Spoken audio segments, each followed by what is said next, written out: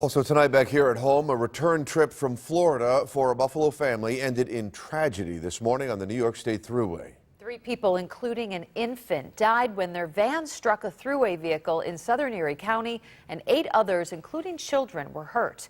We have 2 reports. Dave McKinley will tell us more about the victims and the struggle by doctors to save very young lives. Yeah, but we're going to begin tonight with Channel 2's Ron Plants, who has the details of how that crash actually occurred and what police have learned so far. State police investigators looked through the wreckage of the Mazda minivan, seeking more information about what led up to the early morning crash, a crash which killed 3 people, including a 1-month-old baby boy. It also left several other passengers, mostly children, with critical injuries. It is gruesome, and anybody that has children, I'm sure it pulls on their heartstrings as well.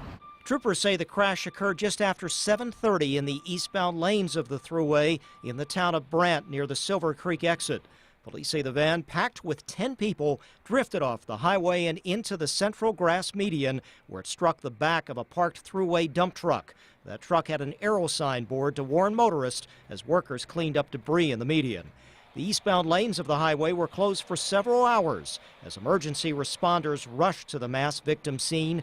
That included 4 air ambulances that carried patients to hospitals.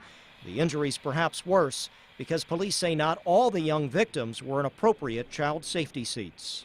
It appears that it's a very unfortunate event that I can't believe, families are still doing this without child seats. And if anybody takes anything away from this, I want to stress the importance of using properly restrained children in child seats, booster seats, whatever the condition may be for your children. As for the cause, investigators feel there are some strong indications.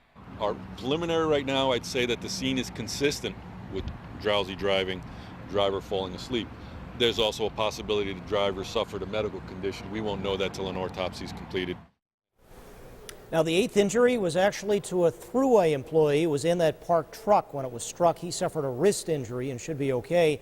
One of the victims, the female passenger, did speak briefly with state police at the scene, but sadly she later died from her injuries at the hospital. In the Information Center, Ron Plants, Channel 2 News.